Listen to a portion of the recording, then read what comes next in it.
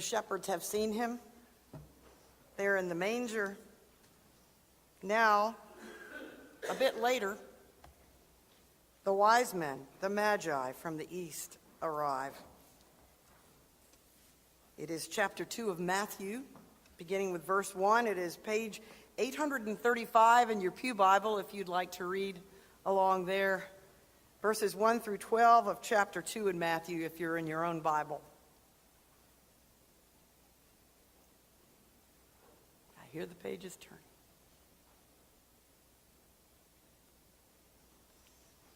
Now when Jesus was born in Bethlehem of Judea in the days of Herod the king, behold, wise men from the east came to Jerusalem, saying, "Where is he who has been born King of the Jews?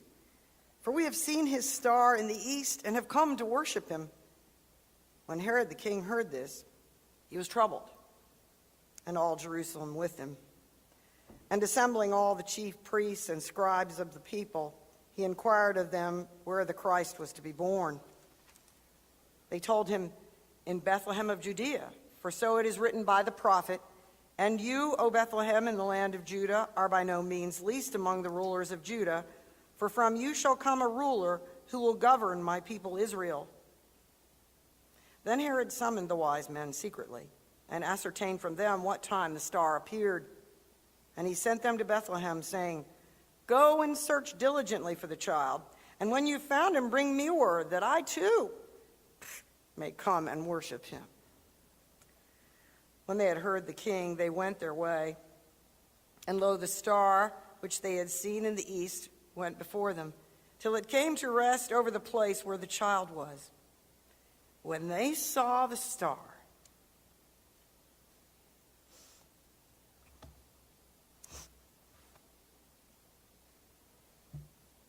you say it, they rejoiced exceedingly. Say it. They rejoiced exceedingly with great joy. And going into the house, they saw the child with Mary, his mother. And they fell down and worshiped him. This happens sometimes, folks.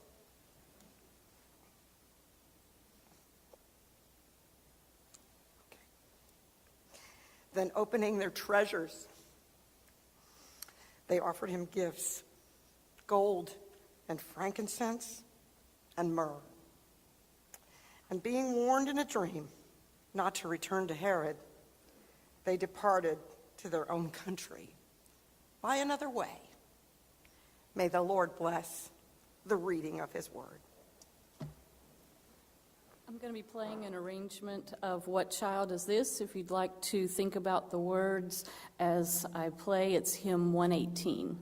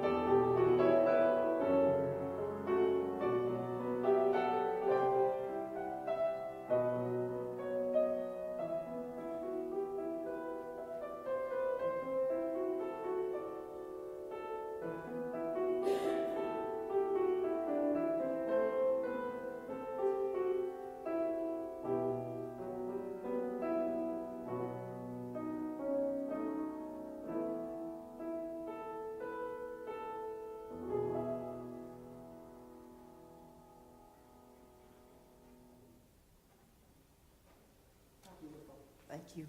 All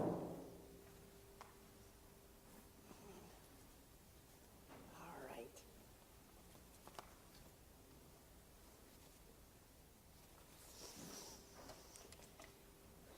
I've been thinking about epiphanies in my life. I remember one, I'll never forget it. I was between 2 and 3 years married to my wonderful husband, wherever he is sitting right now. And we had just moved out to San Diego, and we were hitting that rough patch. Maybe some of you remember that. 2 or 3 years, I was beginning to realize that Keith was not going to be my mother or my sister, and share every thought and feeling that he had in his daily life with me, which is not a fault, by the way, in case you're reading it that way. I just was, I was learning. And one day, while we, of all things, were out on a tennis court from the apartments that we lived in, and Keith knew that I was thinking of going home to Mother in Florida. And but we were out there, who knows why, batting a ball around. And I had played a whole lot of badminton in my life, very little tennis. So you know what I was doing to that ball. I was smacking it for all it was worth, and it was flying over a chain link fence across the road and who knew where. And my very patient young husband was running around that chain link fence, running across the road and over there to get that ball, and I don't know how many times he did that. And I was laughing at first. Then I began to feel sorry for him, but this continued. And somewhere in the middle of that, I saw the person, during a strange little tennis game, I saw the person that God had given me. All right, I had not planned on needing Kleenex today. All right, you pray for me. So, I thought, why in the world am I thinking of going home to Mother? I have this patient, sweet-natured, yes, man of few words, but there were so many other wonderful things to see about this person, and I was trying to make him my mom or my sister, I suppose. And I began to think there, having that epiphany on the tennis court, about how I'd prayed from the time I was 13, folks. So worried was I that I would not end up with the person that was good for me to spend the rest of my life with. Prayed for that mate for my life, and how I prayed it every night. And how, as Keith and I began to date when I was 16, I think the Lord was just so tired of hearing that prayer that he brought Keith into my life that soon. But we dated, and as time went on, in 5 years, high school and college, I knew he was the one. And right there on that tennis court, that light came on, and the Lord said, you know, I gave you what you asked for. If you reject what I've given, I don't know what to say to you. And I thought, too, another epiphany. Love is so much more than what you're feeling at any particular time. Listen, if you don't hear me say anything else today, that'd be a good thing to remember. Love is so much more than what you feel at any particular time. And this is the silliest thing, but continuing that epiphany, a few nights later on TV, of all things, remember the old show, All in the Family? Okay, well, who would have thought God could speak through a show like that? Although I think he probably did more than once. But there was a show where Gloria told her mother, she said, I'm not in love with Michael anymore. I don't feel it, Mom. I don't feel it. It's over. It's just over. Meanwhile, Michael and her father were off fishing. But as she thought through that day and remembered some things, by the time Michael came in the door that night, she was tackling him with a great big hug. And she realized, too, love is a whole lot more than what you're feeling any particular time. A great epiphany for my life, but not the greatest. The greatest came when I was 13, and I realized that this God who had loved me all along, who had made me, who had carried me through so many tough things for a young person, this God shone in my life and had a plan out of his love for me, for my life. I had just a little glimmer of what that might be. And it's still a flooding in of more and more light as days go by. And this time in my life, wow, if I could have ever envisioned then the blessing that he would bring. Epiphany. When I think of epiphany, generally people say, I've had an epiphany, and they're thinking about, well, I've had a new idea about something. I've had a realization about something. But really, an epiphany, like we should be thinking about it, really is an understanding that changes how we see and so how we live. It means to show or shine forth, to unveil, to appear. And this epiphany, of course, first came to Mary and to Joseph, but then to the shepherds, and today to the wise men. And that light that they saw, that star, that was just a pointing light. For as John wrote, the baby, he was the light. The one who's the true light, who gives light to everyone. That light came into the world. The light that's at the heart of life.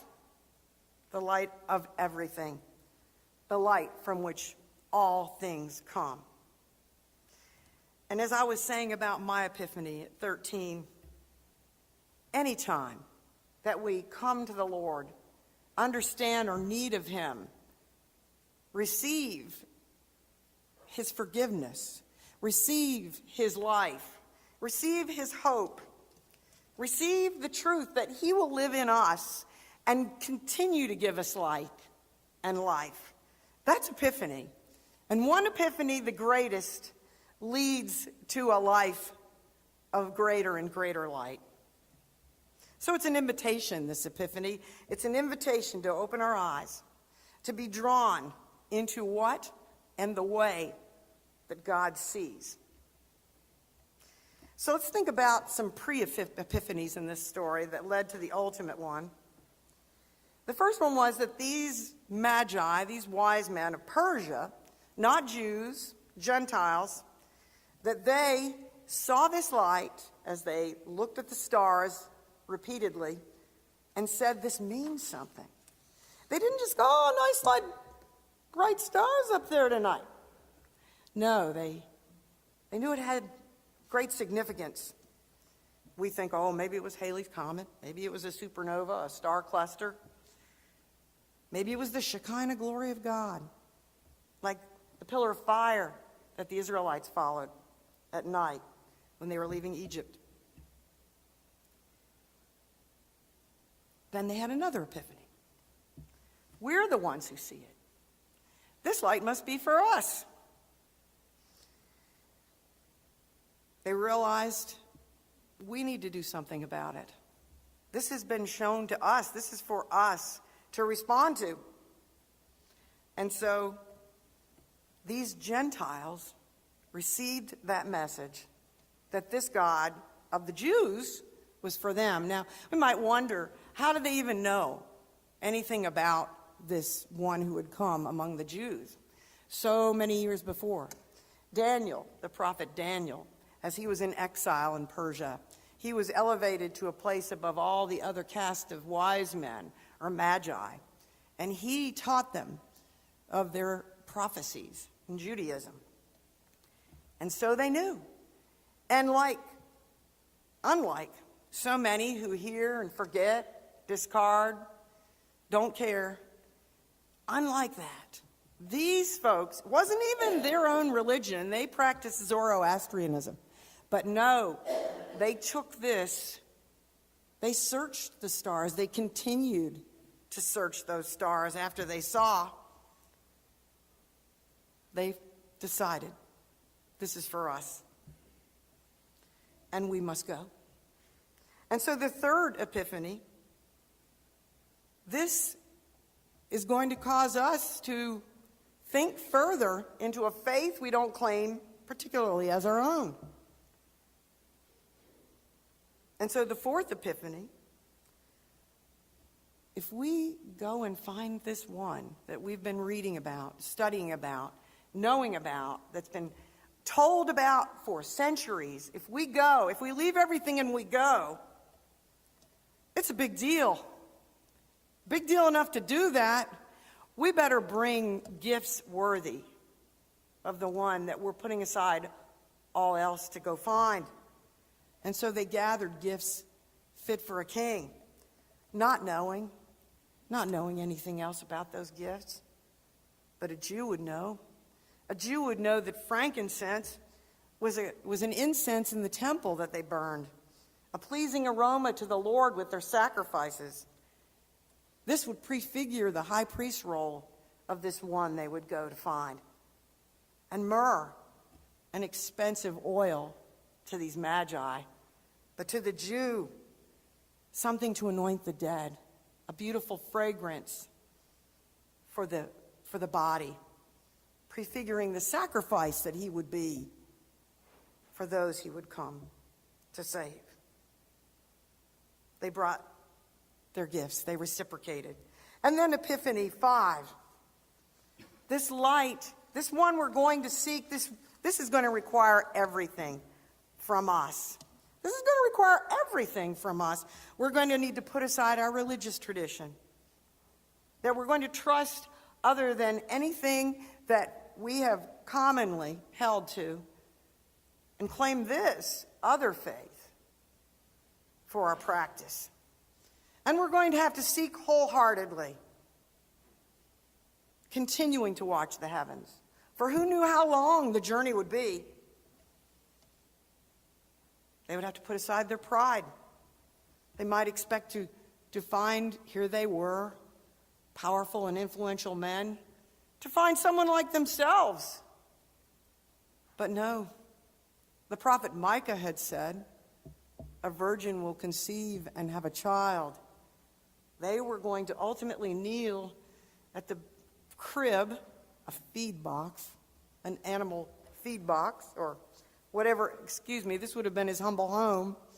They would be kneeling before a weak, poor little baby, a toddler at that point. They would be putting aside their knowledge and open themselves to wonder instead. And that's so often what we lose as we get older. We lose our hope. We lose our appreciation for mystery. We don't see mystery anymore. We don't give ourselves to wonder. Someone has said, when we realize that the world is spinning out of control, hurtling toward some horrible nightmare, we reach again beyond this world for mystery and for hope. Einstein once said, the most beautiful thing we can experience is the mysterious. And they would need to be putting aside what was easy and familiar and comfortable. And this is because no one would do this just for more information. They had so much information. They hungered for this one who was at the center of life. They hungered to find their life. What they had had in the teachings of their own religion was not enough. They wanted to know this one who would be the center of all. And so they left. Theologian Soren Kierkegaard wrote this. We might ask ourselves, are we like the Jewish scribes? people who know and claim about where to find God, but who do nothing to act on it, to seek him ourselves. Or Dorothy Day wrote this: are we like those who refuse to stir one hand's breadth from the routine of their lives to go after Christ? We all know people who claim to be believers, but there's been no seeking. And they were putting aside their cynicism to imagine newness, to believe enough to go after it and be part of it. So often we see things as they are and we just lose hope. We forget our God is so great. Our God can do anything. We go on in cynicism. We wring our hands. Not them. They went. And they gave all that was required. They made all the course corrections. They went that far distance of months in danger perhaps, months wondering where supplies would come from. Even if they had the wealth to purchase them, where would they get them? Perhaps they'd never find what they sought. Maybe they would be wrong. Didn't hold them back. They persisted even when they didn't see the star. They left all else to go on the ultimate mission trip, willing to be aliens and strangers. And they resisted fear of being challenged in all the ways I've said, fear of losing their own religion entirely, fear of knowing something that would change how they would live for the rest of their lives. But they did. They left, and they went, and they persisted, and they were rewarded beyond their wildest dreams, because Epiphany 6 was what they sought, the divine light in a baby's face. So for all their spiritual hunger, because they were humble, because they risked, because they were devoted, they were entirely rewarded. And of course then, they rejoiced with exceeding great joy. And of course, they would have to go home by a different way. Now Matthew tells us because Herod was after them, and that's true. But when they saw that baby in the manger, when they saw all that their hearts desired there before them and all that they had put aside, the reward in that bed of hay, it was a reward like there are no words to express. They knew life would never be the same again. Never be the same again. Of course they went home by a different way, because they were different. Life was different.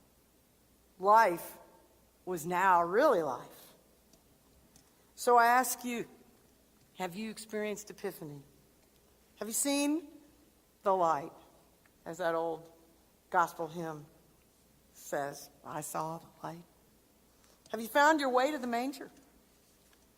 Is there a hunger in you for the journey?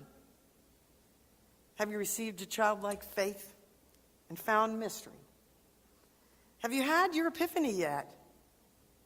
Have you allowed yourself to hope again, to trust God above all else for the circumstances of your life or in our world?